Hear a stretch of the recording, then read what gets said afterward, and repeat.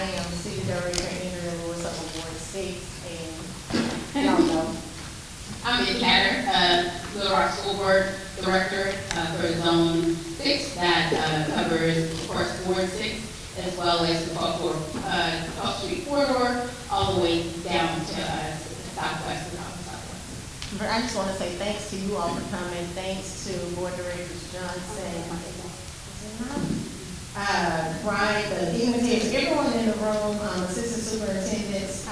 You're going to get a lot of good information in regards to what's to take place, the potential changes, school closures, consolidation, all of that. And we just felt that it was important to bring everyone together so we could really hear in a proper setting what the plan is, so you could give your input. So just thanks again for coming.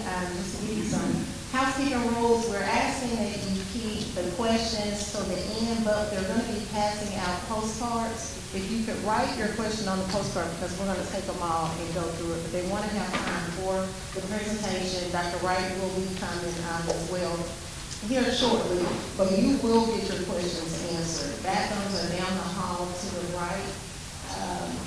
There's pizza, so feel free, just be comfortable. We want you to make sure that you express your concerns, get your voice heard, so we can leave this meeting with some type of solace and resolve. And can y'all hear me? Can y'all hear me? Oh, okay. And to add on to that, this is the catalyst of meetings that will happen after this.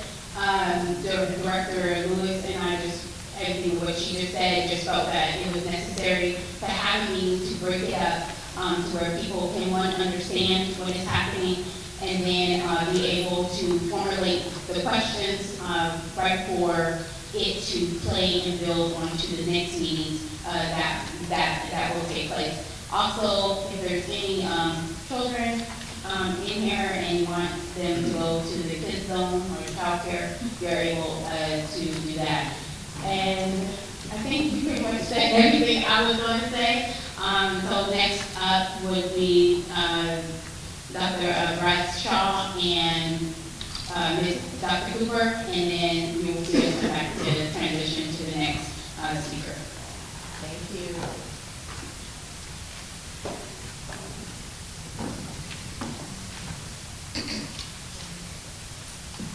Good evening. My name is K.K. Bradshaw. I'm an assistant superintendent for Network 2, and Carver is actually in Network 2, so it's one of the schools I think. Good evening, everyone. My name is Dr. Amy Cooper. I'm the assistant superintendent for Network 3, and I also supervise Brady, Elementary, and Washington. So we're going to go ahead and get started. Does everyone already have a slideshow? Well, the copy of the presentation. We want to make sure that everyone has that.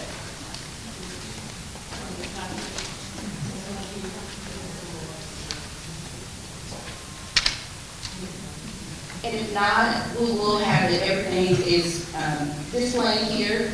So we're going to go ahead and get started and share the consolidation closure and enhancement recommendations that are being provided for tonight. So we're just going to look at some of those factors contributing to why we are here.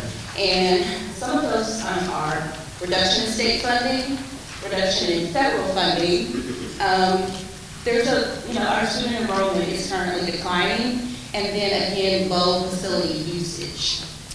Additional factors to contribute to that consideration was the conditions of some of the facilities, the per pupil expenditures, and obviously the expansion of charter and private school access has become very competitive with those schools. And then lastly, the district department and office consolidation needs, which we'll talk about in relationship to recommendation 1. Part of recommendation 1, there's actually kind of 2 parts to this, is that Carver Elementary would be relocated and to consolidate with Washington Elementary. Currently, Carver has the highest per pupil cost and the second lowest building utilization percentage. There is no attendance boundary, and Carver has suffered some annual declining enrollment. As well, the district's fortunate enough to receive the Magnet School Assistant Grant. Harvard was one of the 4 schools, but I think the conversation has been about the wisdom around investing millions of dollars into that current Carver location where programs might be expanded. We've received approval from the U.S. Department of Ed to retain the grant, which Carver was a recipient, with the proposed relocation and consolidation with Washington. So those federal funds in the Magnet grant would not be affected. Alrighty, so when we look at Washington, so here are some reasons why, some of the things that were considered with Washington. So currently, there's low building utilization percentage at Washington, and it's the 5th highest per pupil cost. So that's the student cost within our district is the 5th highest. And then Washington's building is larger, so it has a greater capacity for growth.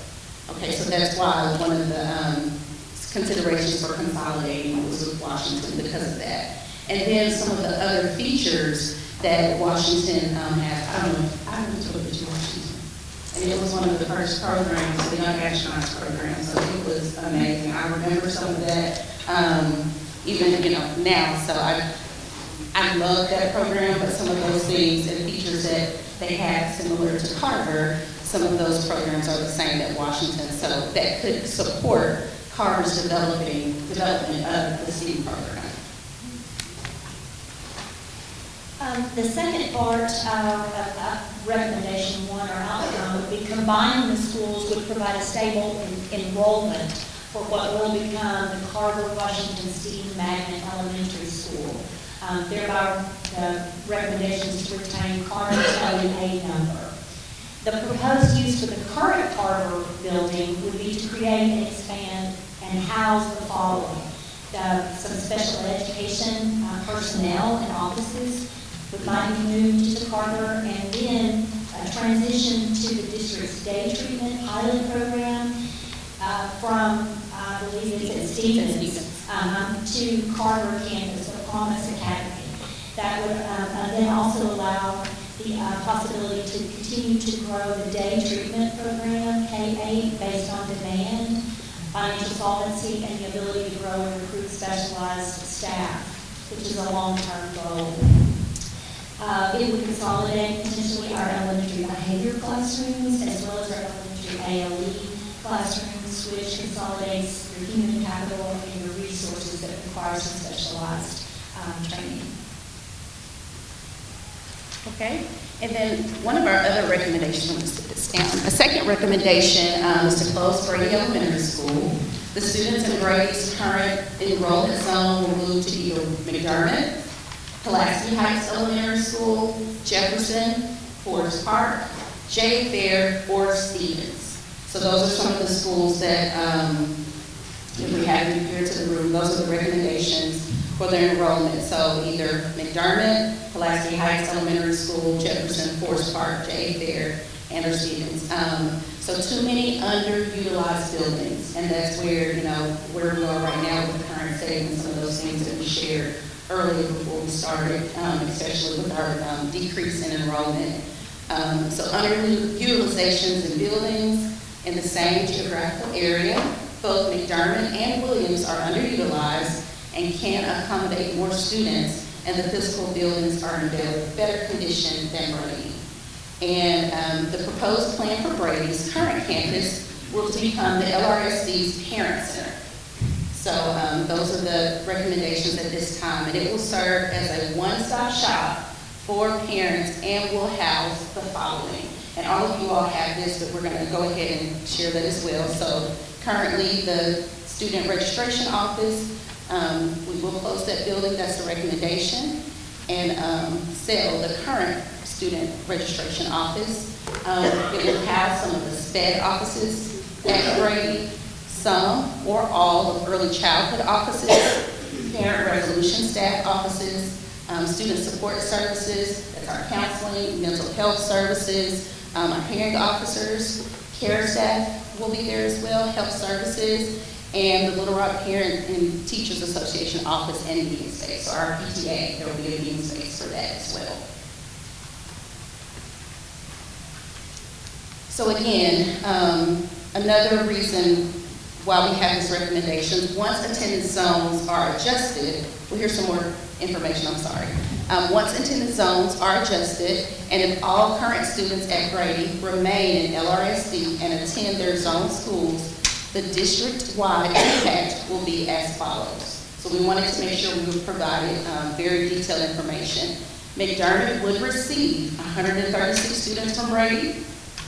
Pulaski Heights Elementary would receive 9 students from Brady. Jefferson, 10. Forest Park, 23. J.A. Fair, 15. And Stevens, 27 students from Brady.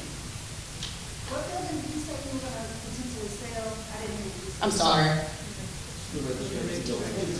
The student, the Sherman location. So student registration office, that's right here. And please, if I'm repeating, please just let us know. Okay, so then we have the Dunbar Middle School new entrepreneurship and leadership magnet focus. And here's the third recommendation for Dunbar.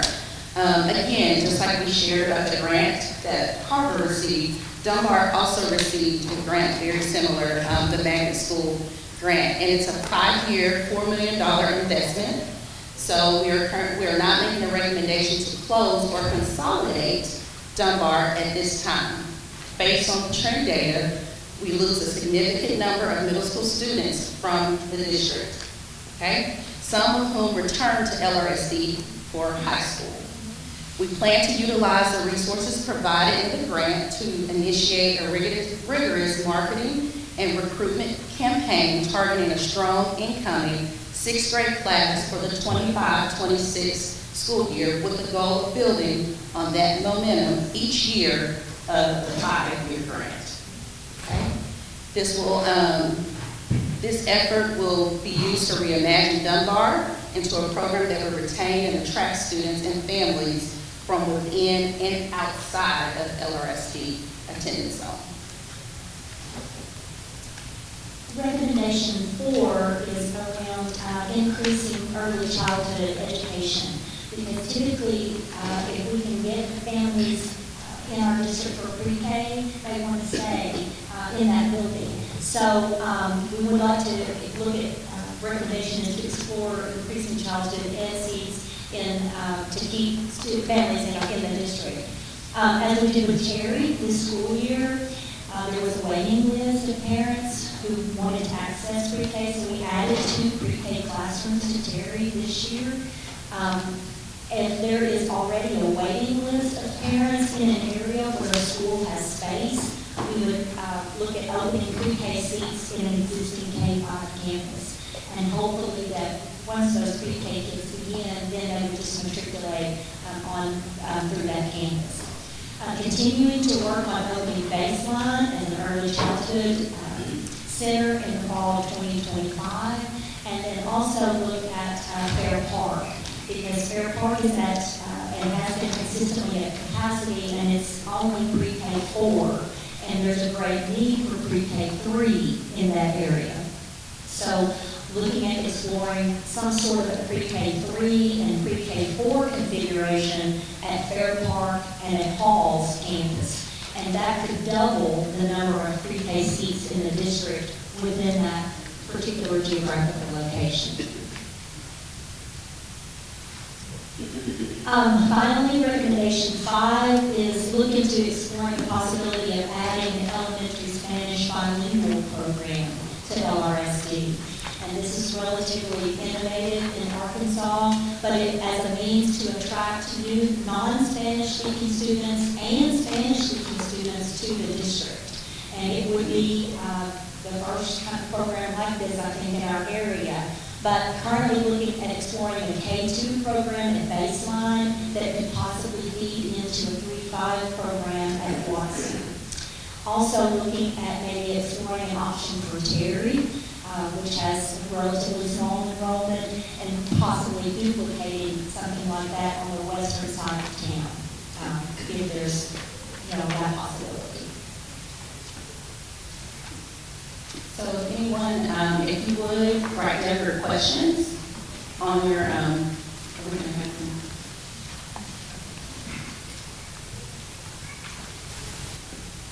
have time to, so you still have time to write down your questions, and we'll answer those during the question and answer session. Until then, we'll take a brief break. If you would like to continue to have some dinner here, some pizza, and then, we'll start at the once, Dr. Wright. What do we need a break for?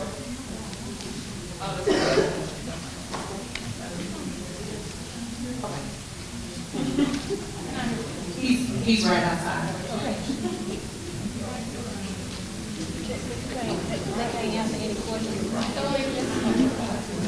If you guys want to talk among yourselves or get your questions together, once Dr. Wright gets in, he will go over the reasons for his recommendations, and then that's when the Q&A will happen.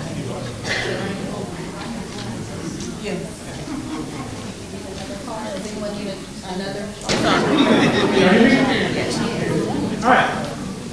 Apologize for getting here a little late. I had another engagement to be at this evening, but it's glad to see so many folks out, and so I just want to pick up where my colleagues left off. And so you've already heard information regarding the proposals and the rationale for each of the recommendations that were made. I'm going to spend just a few minutes addressing just the process and the timeline that we use to come up with these particular recommendations to address some of the transparency concerns that members of our community raise. And then immediately afterwards, we will engage in the question and the answer session. And so the first thing that I kind of want to point out is that unlike in most years, every year by the end of September, all school districts across the state of Arkansas have to approve the budget for the current year at the end of September. Typically, I will see what that completed budget looks like several months prior to us presenting it to the board for approval. For many valid reasons, this year, however, I did not get a chance to even see what our completed budget for the current fiscal year looks like until 3 hours before the September 26th board meeting. And so that means that I did not have a full picture or a full understanding of exactly how severe our budget issue was in terms of how much we were spending, projected to spend over our revenues for this fiscal year. And so typically I would have known that several months prior to us bringing that to the board for approval, but for this year, I did not know that information until, like I said, 3 hours before the meeting. And so I was, just like most of us, when we saw the fiscal projections for the current fiscal year, the 24-25 school year, we were, I forgot the exact figure, but I know it was over $9 million. I think it was about $9.5, $9.6 million in terms of what we were projected to spend this year. That was over the revenues that we were collecting.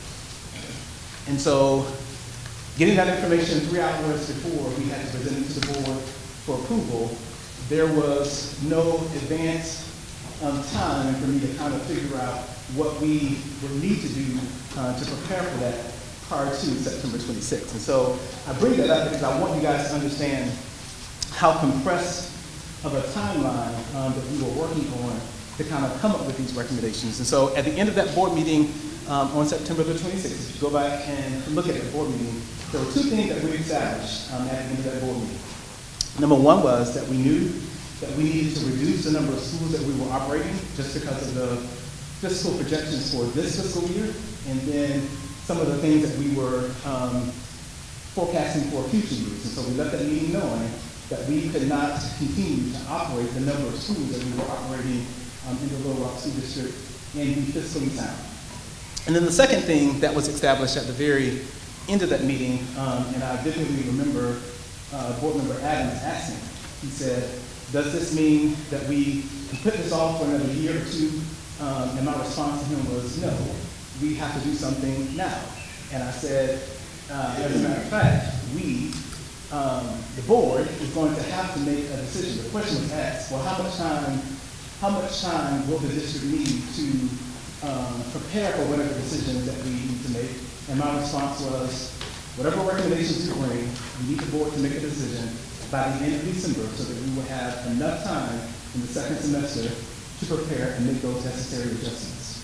And again, this was September the 26th, so I just kind of want you guys to kind of understand the timeline that we were working with. The second thing that I want you to understand is that Can we ask you a question real quick? we're going to get to the questions at the question About next what you segment. just said, though, the parentheses, where you said there's a reason for the delay, could you share what that was? Oh, yes, I'm sorry. But all other questions. Right now, we're going to get to the community part. So the reason for the delay, I don't want to get too deep into it, but it boils down to the fact that we use two different systems for finance and HR. The state requires all systems across the state to use e-finance, which is a system that we use for finance for budgeting purposes. But we also use a different system called Talent Ed for all of our hiring, onboarding, HR related things. Those two systems don't talk to each other. And so we have to do a lot of manual reconciliation to kind of get a clearer picture of what our personnel and budget looks like. If you remember the previous year, we had a lot of personnel cuts, a lot of personnel movements, so there was a lot of moving around the previous school year. And so our finance team our finance and HR team had a lot of work to do to reconcile all of those people who had moved to different places, moved to different work locations, positions had changed, and so there was a lot of manual work that needed to be done that took them a whole lot longer than it would typically take in order to complete the budget. So that was the main reason. The second thing I wanted to establish was that we already were in the midst of our fall town halls prior to this September 26th day. And of course, those town halls are focusing on things such as cell phone use, calendars, and something else. We talked about a strategic plan. Yeah. So the question was asked, why weren't we taking time during our town halls to kind of talk about these particular issues? And the answer to that is the town halls were well underway by the time that I realized what the fiscal condition was for this current fiscal year. And I think by the time we already had our 3 meetings. And so I want to establish those two things first. So immediately afterwards, the first thing we did, October 1st, my team and I, we got together and we came up with a list of criteria to identify all schools across our district who would meet this particular criteria, and these will be the schools that we will start to look at in terms of decisions around closures or consolidations. And the criteria that you see are listed here. We looked at current enrollment, recent enrollment trends. I'm not going to read everything that's up there, but you can see all of the different things that we use to identify schools across our district. A couple weeks later, on October 10th, we had our board agenda meeting. I brought that list to our board meeting, and it was presented to our board. All of those schools were listed that met that particular criteria, and we also provided the board with a list of other possible budget reduction ideas or things that we were also going to be considering in addition to closing and consolidating schools. And so that was on October 10th. This is, although the list on October 10th did not look exactly like this. At that time, we did not have the per pupil cost, but all of the schools that you see listed here were the schools that met the criteria that I had on the previous slide. And so during that October 10th meeting, this is a list that we presented to the board to say that whenever we do bring these recommendations, they're going to come from this particular list. You can see all of the schools who either did not meet minimum enrollment targets or had building utilization percentages that were less than whatever, I think it was 65% that we targeted. But you can see the enrollment, you can see the enrollment capacity, and then the current building utilization for each one of these schools. And so this was like our starting baseline list that we started with.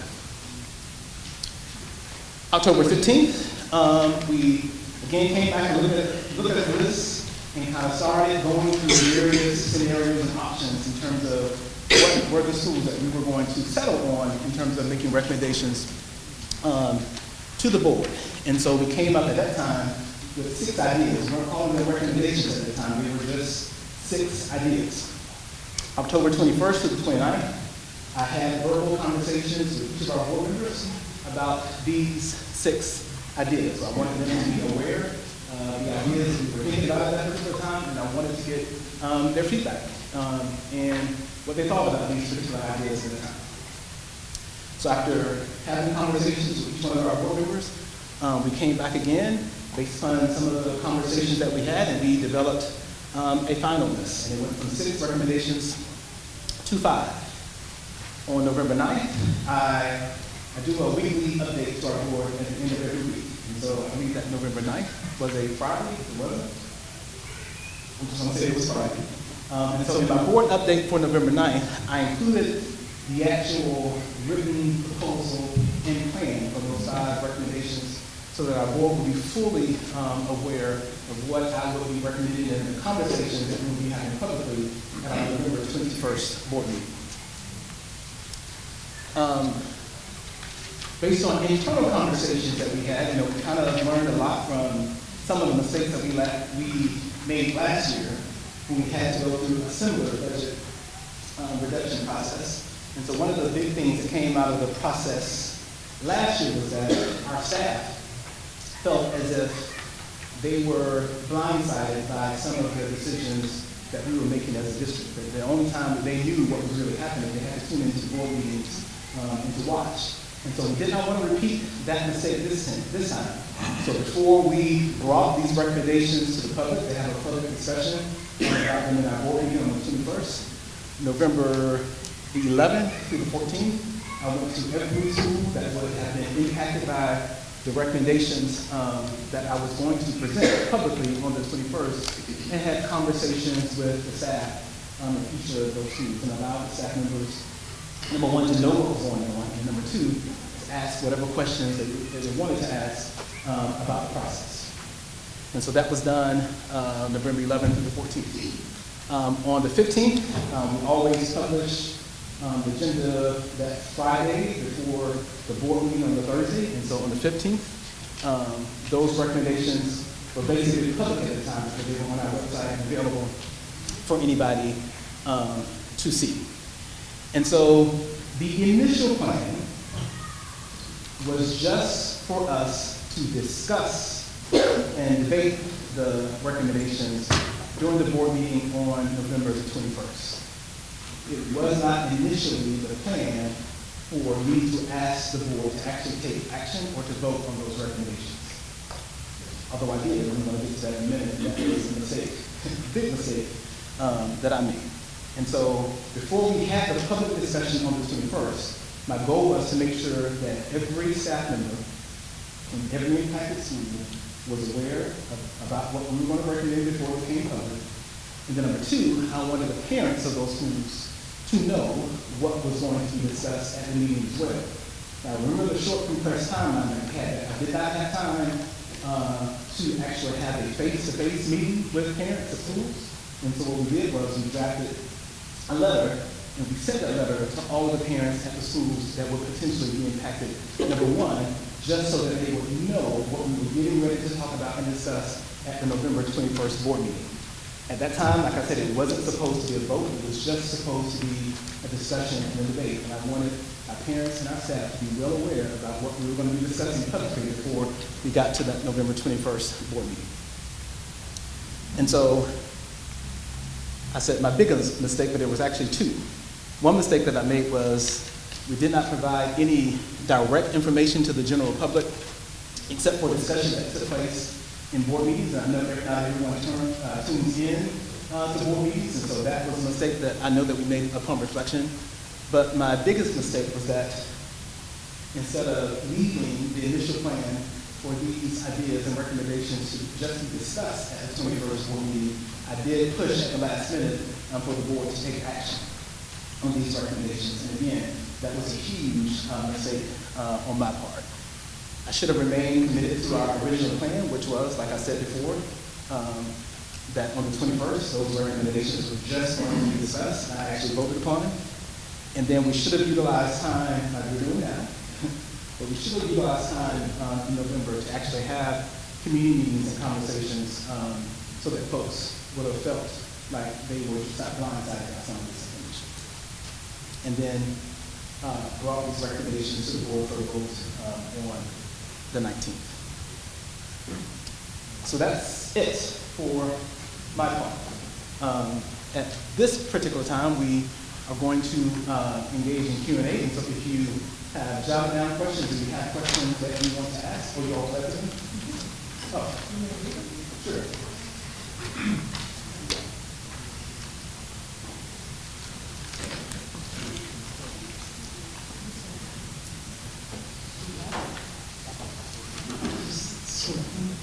The registration office tells parents schools are full when they are not.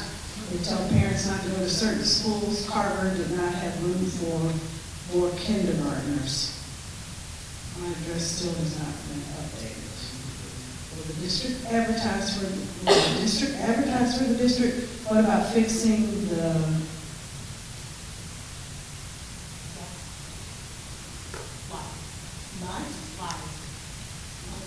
the lies that come out of LRSD's registration office? Will they want to be accountable? So this is registration stuff. So what I will say, I don't know how to answer the question, other than to say that is something that I have heard time and time again, that people do get information from our student registration office that may not be true.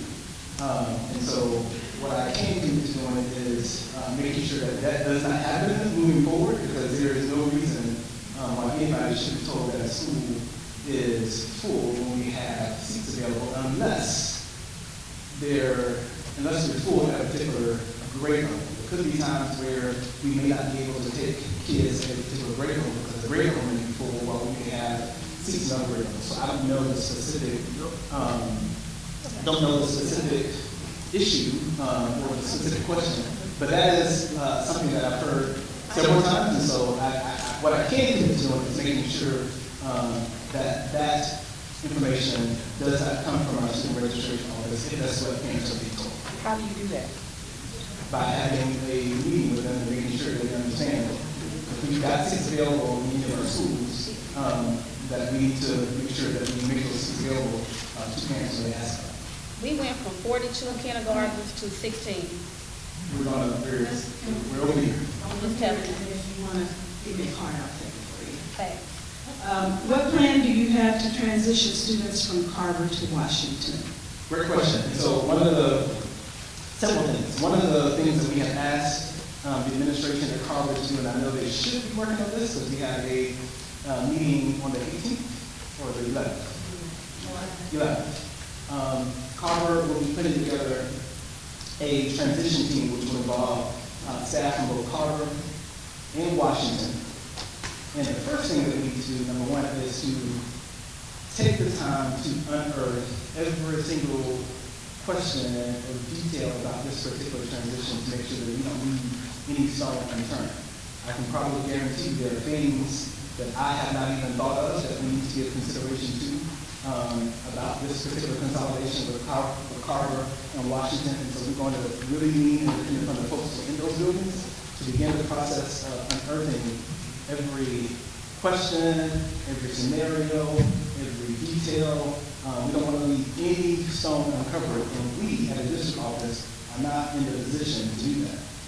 The people who are there working those schools in particular are the people who are best positioned to be able to lift up and to raise every single issue that we think about when it comes to the transition for those particular schools. The good thing is, if the board approves this on the 19th of December, we do have ample time to make sure that this transition process works as smoothly as possible. We have a dedicated transition team responsible for making sure that those issues are taken care of.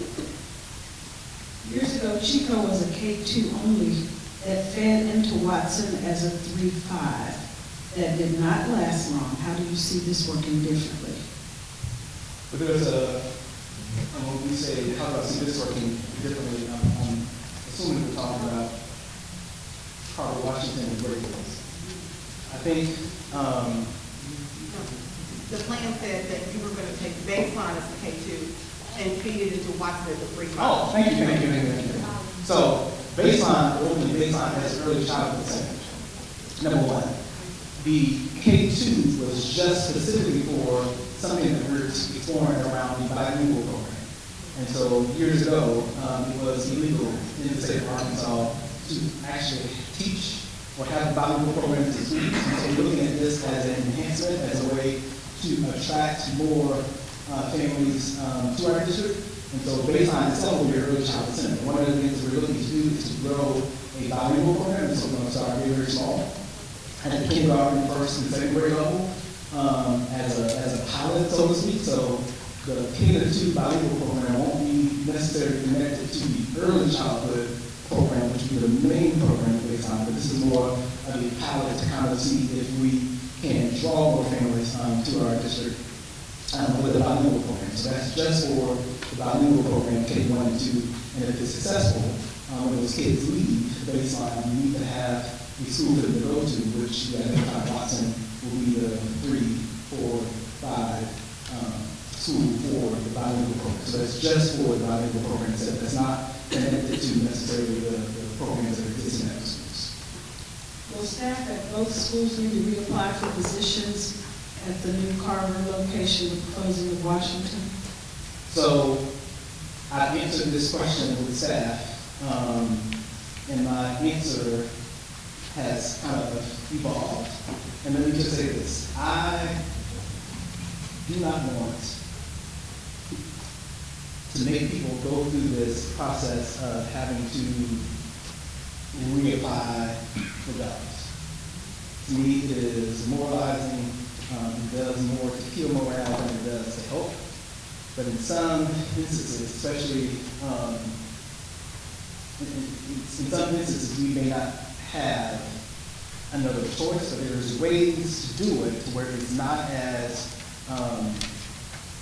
it's not as it's not as intense. We're trying to find ways. Let me back over. So let's just pretend as if we were not consolidating and closing schools. Even if we were not consolidating and closing schools because of new legislation in the Learners Act, every employee in the Little Rock School District only has an annual contract. Nobody is guaranteed employment after each annual contract. Everybody has to be re-recommended for a position every single year. That is something that is new. That is something that we have not had to do before. So that's number one. And we are still working through this internally to figure out what the best option will be. But what I don't want to do is to make the process, especially for employees who are in schools and may close or may consolidate, I don't want them to have to go through a different process than any other employee in our district. And so we're trying to find a way to have the same process for everybody so that no one feels as if they're being slighted or being treated inequitably in any type of way. I don't know that I feel 100% comfortable now telling you what that plan is because we're still working through some details to kind of flesh it out. But what I can tell you is that we are trying to make whatever process that we implement as less intense, as less demoralizing as possible. That's what I can tell you. I don't want people to have to feel like they have to actually go sit, have an interview, wait for somebody to make a decision, wait for days to figure out if you got a job or not. We're trying to do it in a compressed, fast way where everybody is treated the same way. So that's the best answer that I can give you at this time. Given the apparent growth in population in new house construction in the Carver attendance zone, is any thought given to combining Carver, Washington, and Carver? Carver was a nationally recognized school for which Washington was built to house students seeking enrollment, I think that's seeking, in Carver and its program. Carver was duplicated. As a former student and principal of the school, I fear moving the school to Washington will not yield a positive program outcomes for students. Why not combine Washington with Carver? Good question. And so the reason why we The reason why we are recommending consolidating Carver into the Washington building, a couple of reasons. Number one, the building can accommodate way more students than Carver. I think the building capacity for Washington is around over 900. And so Carver also recently just was awarded the Magnet School Assistance Grant. And so we have millions of dollars now that we didn't have before to be able to pour into that particular school to really make that magnet, that STEAM magnet program what it needs to be. And the goal is for it to actually impact more kids. And so we can actually house more kids in Washington, we can grow the program in Washington, whereas we can't do that in the Carver building because it is much smaller. So that's the reason why. And Washington already has some features within the building already that kind of aligns to the STEAM program that we're trying to revitalize and really build Carver. So that's the reason why we are recommending moving Carver into Washington and not vice versa. Why is there not a plan to feed students from Carver to Horace Mann? Some board members say that they had one or more meetings with you. Did every board member have this opportunity? Can you repeat that one more time? Why is there not a plan to feed students from Carver to Horace Mann? And then some board members say that they had one or more meetings with you. Did every board member have this opportunity? So answer the first question that I got for the teacher. Carver. Getting students from Carver to Mann, why not do that? That's what the question is. Why is there not a plan to feed students from Carver to Horace Mann? So with this age of choice that we have in our state now, anybody can go to any school that they want. And so this whole notion that we used to have these strict feeder patterns don't necessarily really exist anymore. However, it makes sense for us to build a STEAM program at Carver that will eventually build into what we're trying to do, and then which will eventually build into the arts program that's already at Parkview. That is the plan. But we don't have strict feeder patterns that say, you go here, then from middle school you go here, and then from high school you go here. Those type of feeder patterns don't necessarily exist anymore because parents have the option to send their kids wherever they want to go. But that is the plan for us to grow these STEAM programs at the elementary, middle level so that we will have students to feed into parts and so on. And then the second part of the question is about Meetings with board. so any board member can meet with me as much as they want. It's based on their desire and their availability. And so some board members schedule regular one-on-ones to meet, some don't. And so it just all depends. Are the programs, specifically the art, music, orchestra, and drama, going to move as well? I'm assuming that's in reference to Carver. Yes. So, yes, I'll just say this. What is the estimated net dollar impact in 25-26 of Carver's transferring to Washington?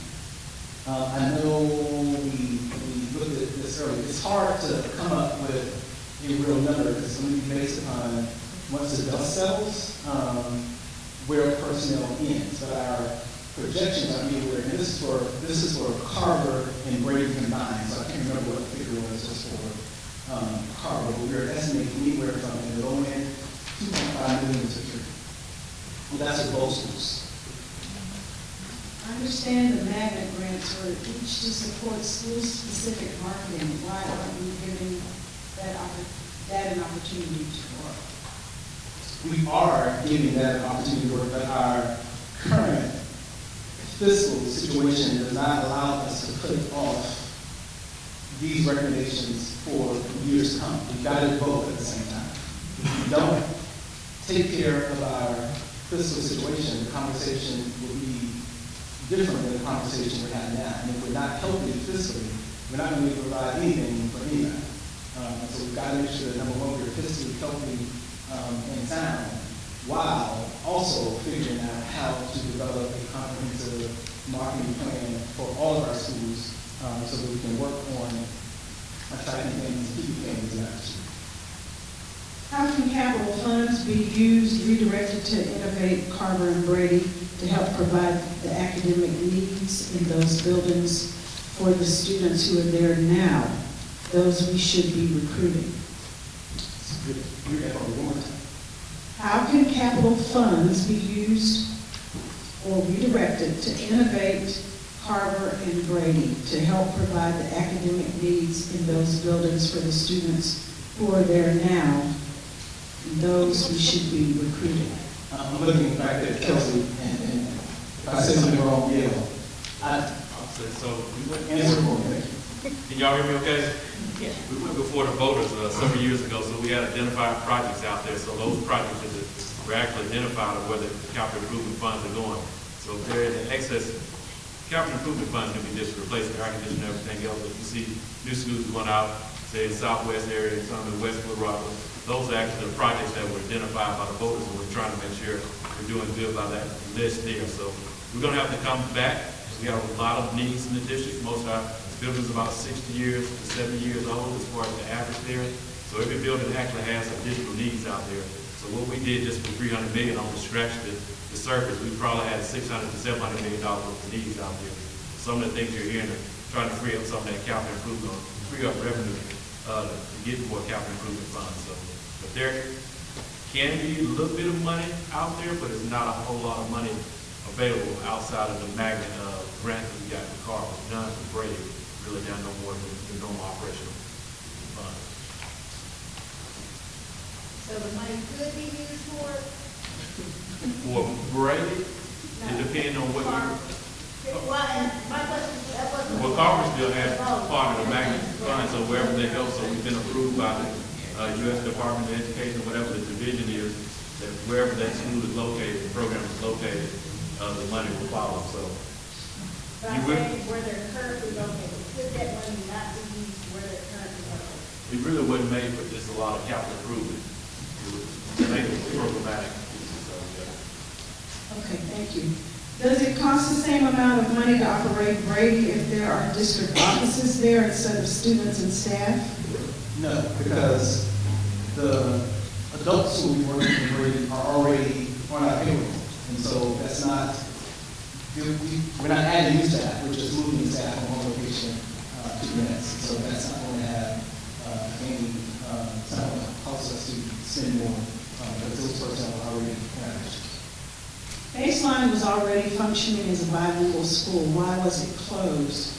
Why not reopen it as a pre-K-5 school or a K-5 school already serves a predominantly Spanish-speaking population? So Baseline was never a bilingual school. We didn't have, there was no school in the state of Arkansas. Currently to this day, there's no bilingual program operating anywhere in the state of Arkansas. So, and then the other part of the question was, Why not reopen it as a K-5? because we're trying to reduce the number of elementary schools that we have. So it makes sense to open another elementary school. What we are trying to do is to really build a robust early childhood program across the city, which will eventually, hopefully, feed more students into our elementary schools as a strategy to kind of increase it. I asked that question, so how do you have more pre-K and you don't have enough elementary? That was part of the question. How do you have? How do you have How do you increase pre-K without increasing elementary? Where are they gonna go? Yes, if you have more pre-K but not enough elementary classes. Well, we currently have way more elementary classes than we need. What we're trying to do is to build early childhood programs so that we will have more students feeding into our kindergarten program. Right now, that is not the case. Our kindergarten enrollment is actually decreasing. It is not increasing. McDermott has one student bathroom. How is it logical to house a potential 600 students? McDermott does not. McDermott has more than one bathroom. They have one student bathroom. They have one student bathroom. Yeah. And like they. So that is a, oh, okay, thank you. So So so when so Brady, this whole Brady closure, recommendation will also have a transition team as well. And so those are the types of things that need to be raised so that we can follow something. With Washington's greater capacity and a growing special ed demographic, why not utilize Washington as the Promise Academy and move their students to Carver, which would be able to absorb their students? The special ed demographic is growing and could benefit from the larger space. So my answer to that would be the same answer to the previous question about why we chose Washington, why we chose to move Carver into Washington versus Washington into Carver. It's going to be the same response, just because Washington's building can accommodate more students. We're trying to grow the STEAM Magnet program, and then Carver has sufficient space for us to pilot and to grow some of the specialized special ed programs that we have. What's the current population of Washington, and how can Washington receive more students when it's already at capacity? Washington is nowhere near capacity. And the reason why I asked that question is because, Jen, you asked earlier about the enrollment, somebody asked about the question, and you were going to address it. My child was assigned to Washington, but I was told that he couldn't go there because it was beyond the restriction of the Okay. So, that's why. Again, that's probably a grade level. I'm assuming it has to be a grade level. Was grade level according to the staff person in the back. That was that. I have heard that the GT Magnet would move from Dunbar to Man. Is there any truth to that? We have GT programs at all of our middle schools, and so it's not just at one place. So the answer to the question is no. Since there's going to be a decline in schools, student enrollment is declining, will there be a decline in staff at the district level? Absolutely. If you remember last year, we actually cut more at the district level than we did anywhere. And as we're looking to additional cuts that we need to make for the coming school year, you will see some additional cuts across the board. So we are equitable across the board when it comes to reductions at least for the last couple of years, I can tell you. Exactly how are building conditions at Brady? Will it be appropriate for parents and staff? No, that's it. How are the building conditions at Brady? Will it be appropriate for parents and staff? To answer the question, so it's not that Brady is falling to pieces. There are some aspects of the building that has been some deferred maintenance for years and years and years, but the building is functioning. The other buildings in that geographical area are better, in better condition than the Brady is before. What we're proposing to use that building for, it will be suitable. Kids won't be in the building, just for adults. Has a sixth grade academy been considered to retain middle school students during the transition from elementary to secondary? Yes, we've had conversations around that, and even ninth grade academies.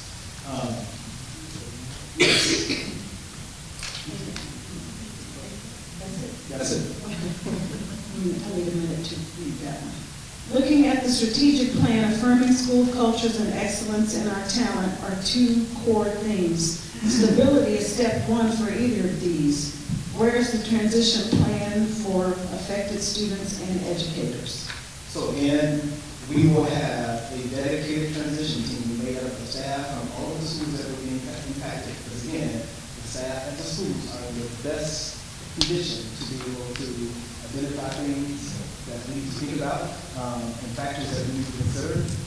Again, we will have sufficient time in order to make sure that the transition is seamless, not just for the students, but for our staff as well.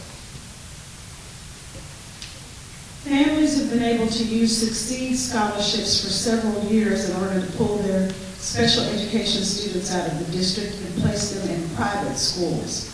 Under the LRSD Act, more parents will be able to do this because there is more money available. I know of at least a dozen families who have left the district because their child's needs were not being met. What is the district's plan to better serve those students and therefore keep them in the district? So we have, I mean, it's no secret, we have lots of issues across our district with many things. And SPED is one of those issues. And so I think one of the things that hopefully will come about from this particular transition is, number one, so we've got elementary behavior classrooms, and then we have day treatment centers, which are two different things. So I do not foresee us, I foresee that population growing. When we look at our data over the last 10 years, that is one aspect of our population that is growing extremely fast. It's growing faster than our ability to be able to figure out how to effectively serve those kids as a district. And so right now we have resources spread out amongst the district. And so what we are proposing to do with the Carter building is to concentrate those resources into one place. We have started conversations around how can we grow our own staff within our district, folks who have a passion and a desire to work with kids who have either mental health issues, behavioral issues. We have many paraprofessionals in our district with bachelor's degrees that may not be certified. They may be looking to be teachers, and so we have started conversations around even partnerships with some organizations that I don't want to say just yet because we are still in the planning stages to kind of make these partnerships form. But we are serious about growing our own staff in the building to be able to train folks, like I said, specifically who want to work with that population. Because I honestly believe when we look at kids who leave private schools and kids who leave the charter schools because they aren't able to deal with them, they come back to us. I really believe that if we figure out a way, like I said, to grow our own, to have the right type of staff, to work with that population, those population of kids, it can actually be something that we can grow and actually can be known as a district for actually serving that population well, when in fact right now we are struggling. And so that is like a long-range plan for us to figure out a way to have more effective programming for those kids, and like I said, to grow our own. What has been the largest number of students at Washington since it was built? And for Dr. Fields, it was full when it was first opened. That was 900 plus students. That answer is, I didn't know. What is the day treatment program? Why are special needs and behavioral needs learners being moved away from other peer learners in the same building? Good question. So, day treatment is for kids who have severe behavior needs. They are not all SPED kids. They do not all have IEPs. So let's just make that clear from the get-go. Don't have to have an IEP to be in a day treatment program. The problem that we have in our district is that the centers that are available to serve our kids who have been placed in day treatment, they are unsuccessful with them and putting them out and sending them right back to us. And so what we did this year is to say, since they're coming back to us anyway, why don't we find a way to see how we can serve them? And I was a little scared about this particular pilot program that they're doing at Stevens this year. But we were blessed to have some general education teachers at Stevens who had either some experience or a desire and a heart to really work with these kids. We were also able to find some very high quality teacher assistants. I think we have about 3 or 4, about 5 of them who work with the kids, who travel with them. So the kids in our day treatment program, they receive their core instruction in regular ed classes with regular ed peers. And the same will be the case at Harvard. And so they aren't separated from the regular ed peers. They go to class with their regular ed peers. If they have issues or things happen, they have one-on-one, and some of them have 2-on-1 aides that are able to de-escalate, move them back into the environment, they can calm down before they go to enter the classrooms again. And surprisingly, not surprisingly, well, yeah, surprisingly, it is actually working very well. But the key is having staff, number one, who understands, who has a desire and a heart and a passion to to work with those kids. And then again, like I said, we've got to take more time to find more people like that, or to find people who have an interest in training. There are a couple of questions related to transportation. I was trying to figure out a way to combine, I'm sorry. What consideration was given to the distance families will have to travel once neighborhood schools are closed? And then how will you address the need for transportation? So, for Carver does not have an attendance zone, and so correct me if I'm wrong, Dr. Fields, I believe, I don't want to give a percentage, but I know the overwhelming majority of students who attend Carver don't live in that area. Is that correct? I didn't hear you. You are correct. Okay. And so for Carver, for the majority of the students, it's not an issue of them not having a neighborhood school because most of them don't live in the neighborhood to begin with. For Brady, what we have done, we'll be able to publicize this soon. When Dr. Fields' team redrew the attendance boundary, kids will be zoned for schools that are actually closer to where they live than even Brady was in many instances. We have some kids who live close to Stevens, who are going to zone for Stevens. We have kids who live close to Jefferson, who zone for Jefferson. I can't remember all the rest of the schools. So, Class C Heights, the majority of them will end up at McDermott. They're actually in schools that are closer to the neighborhoods, and so that won't be an issue. What are we going to do to foster pride in the district? There's pride in this room. What is the plan to retain folks that have every option to leave? I don't know that I can fully answer the question, but to say that we know, there's two things we know. We have a lot of good product and services and programs that we offer in the Little Rock School District. A ton. So much so that I brought my son here, he graduated from Little Rock School District last year because he was suffering where he was from. Because of our accelerated learning center program, he was able to come, he caught up and graduated with time. And that is with all of the, when we look at all of our overage kids in our district, we are probably serving 10% of our overage population through our ACC program, and we be serving a whole lot more. And so the problem is others don't know about all the good stuff that we have in the district because we have not done a good job in terms of marketing. And so we know we hear it all the time. Had a long conversation today with somebody that's on the front row about this very same topic. So we know that is a strategy that we've got to seriously develop and to consider because, there's one thing that we don't have to do is worry about people speaking or coming up with negative stuff. That's going to happen automatically. What we need to do is counter that. And we don't have to make up stuff to counter because we've got good stuff. We just need to sell it better and make sure that people follow it. How many new students, families registered and stayed in the LRSD post-closure school since 2016-17 and the subsequent closures? I don't have the answer to this, but whoever asked it, if you pull the data for Is that something we can figure out? Yes. Yes. Yes. If that person wants to come see you, I can get your pictures.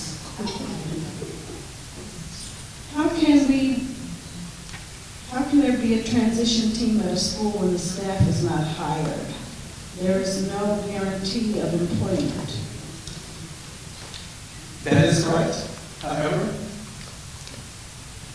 like I said before, we are going to work on a process that will make the recommendation process from year to year not as cumbersome and intense as it is currently.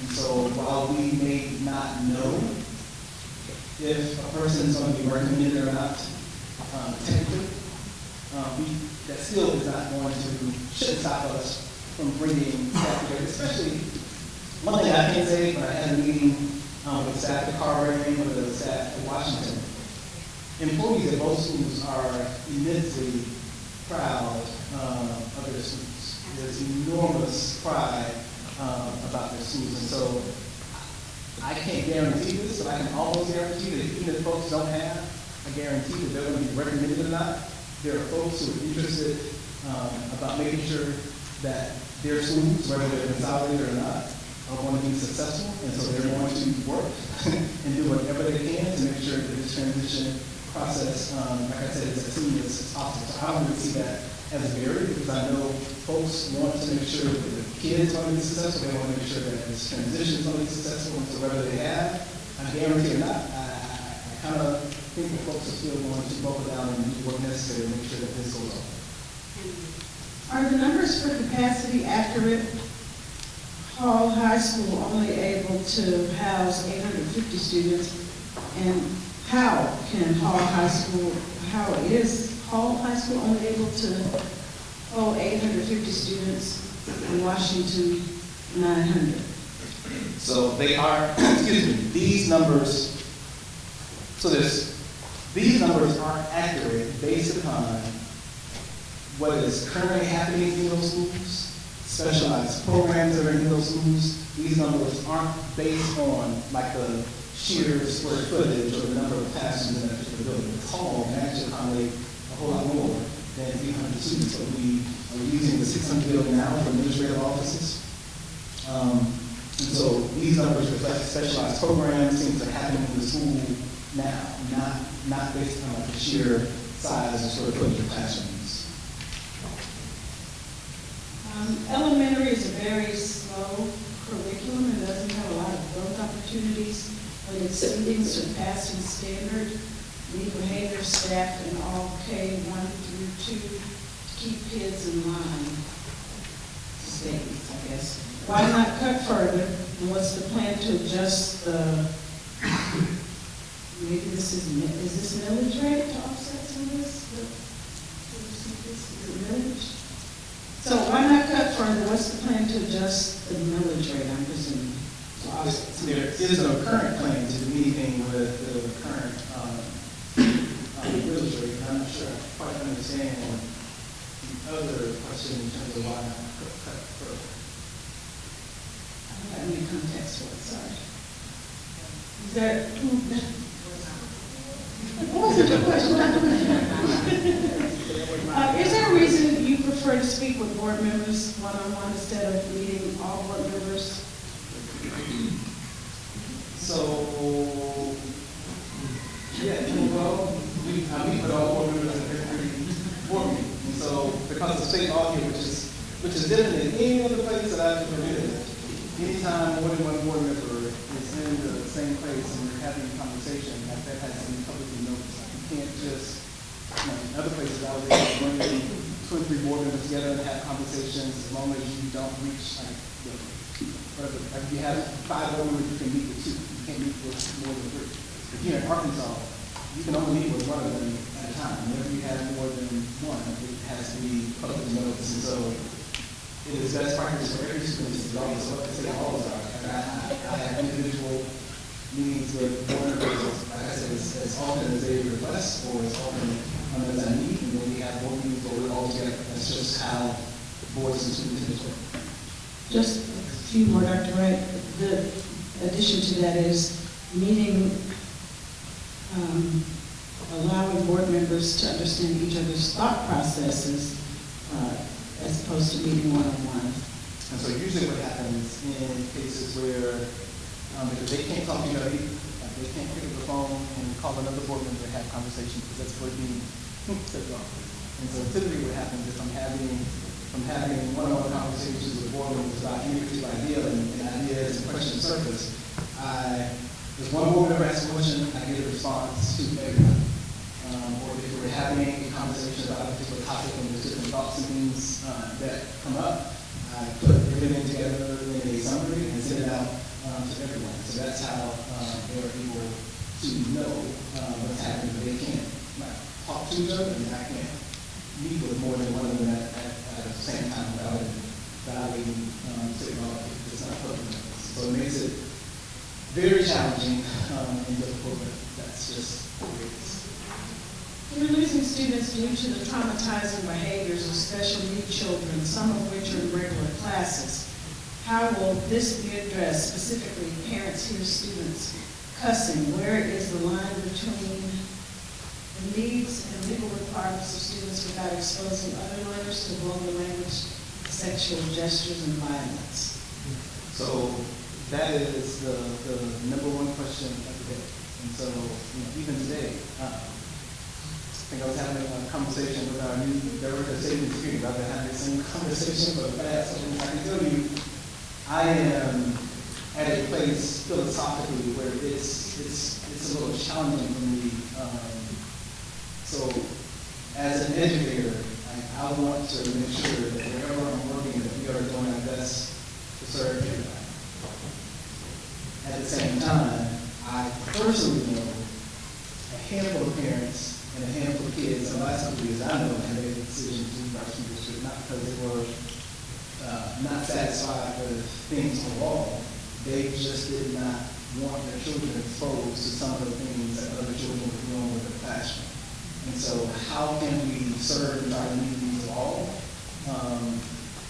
Sometimes you do that and you lose, you're trying to save everybody, but you're losing some at the same time. And so one of the reasons why I'm proposing what I'm proposing for Carver is a different way of trying to educate and consolidate resources for elementary age students with behavioral issues in a different setting. So this is mainly why I'm proposing that particular idea. It's a catch-22, and that's the best way that I can answer that. Dr. Wright, you might have answered this already about recruiting specialized staff. Did you address that? At one point, Bell was a recommended closure.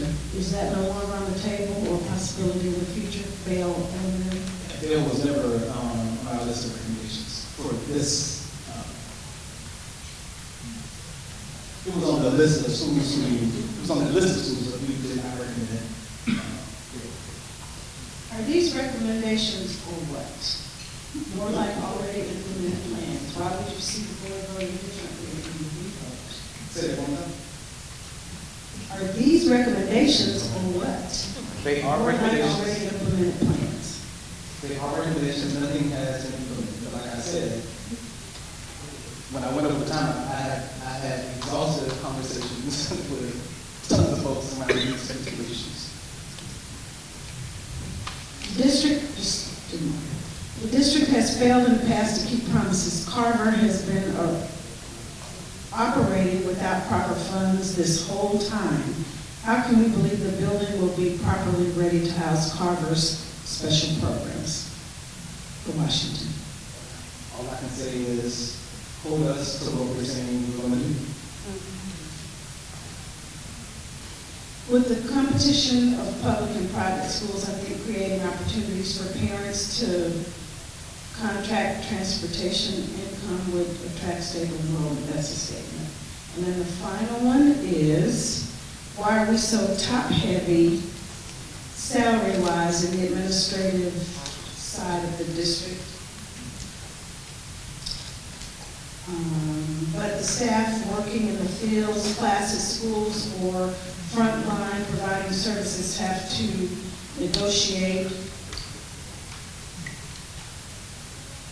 something about wages, I'm sorry.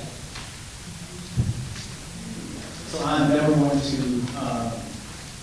be able to effectively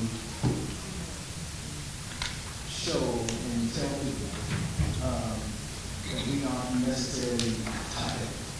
I don't care how much I cut at the administrative level, it is always going to be something people look to and people will always say, whether it's true or whether it's not true. And what I can say is that every time we've had to make reductions in terms of personnel,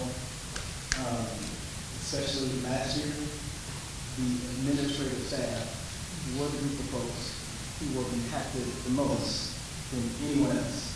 And I know it's easy for people to look and think that that's not the case, but when you look at the actual data, that is the actual case. But I know that's going to always be a perception regardless.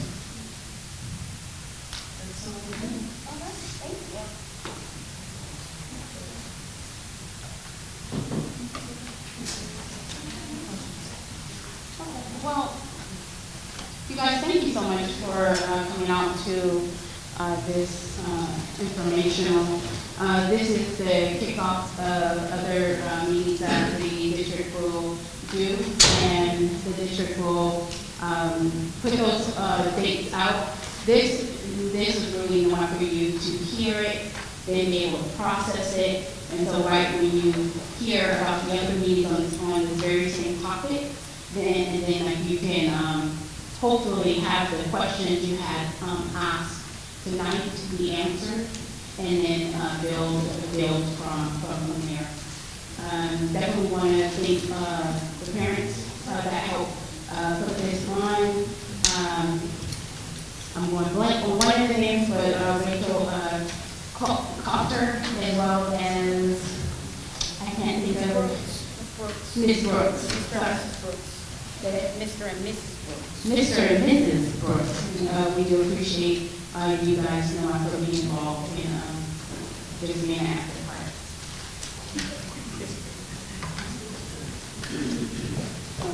I'm Norm Johnson, and I am the Zone 7 rep, which Carver and Washington is in my zone. And we all know that something has to happen. We know it's going to happen. Something's going to happen. What I would like to see everybody to do is just come together and make it happen where we all can benefit from it, because it's going to happen. And so you showing up lets us know that you're interested, and we value that. So all I want to say is, let's just pull it together and make it happen for the kids. And I believe strongly that we can do that. So let's just keep it positive, keep it real, and just try to live the best life for the kids, okay? Thank you. I just want to say kudos to everyone involved, and thanks to the staff and Dr. Wright for the full transparency. I appreciate him taking ownership and explaining the timeline and the perception that was given on the forefront and now.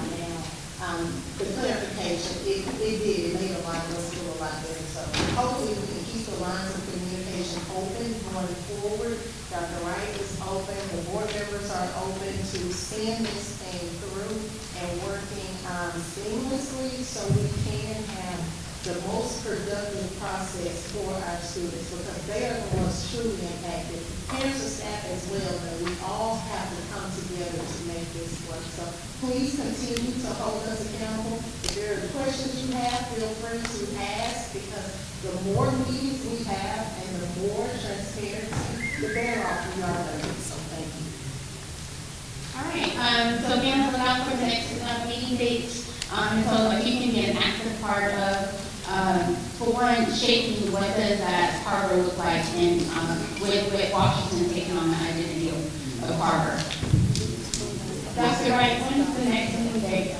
Next Wednesday, we're meeting at Washington. December Plan to include Washington, that's the 11th. And then on the 18th, we're meeting at McDermott, specifically about the plans with Brady and McDermott. So those meetings are going to be a little bit more focused on those schools that are impacted for those two recommendations. Will the board vote on this on the 19th? So the thought for what I understand is that the board, that the vote was delayed until the 19th, but what I want the parents to take away from this is, you guys could be an active part of making sure that you are a part of your child's experience and shaping what does the potential move look like. It's being said potential because the board have not voted on it. So it takes 5 votes minimally for it to happen, right of the 9 members. So it doesn't matter, you know, if it's a split vote or else all 9 unanimous votes. So my thought is for you guys to look at it on both sides of the coin. If it doesn't happen, then nothing changes. But if it does happen, how will you shape what does Washington look like? How are you needing to understand where children will go from Brady and so forth? And also, we'd like you to download the Rock School Digital app. We push out a lot of information, and it is free. Follow us on social media. Thank you guys for coming out. And there's extra pizza, if anyone wants to bring it back.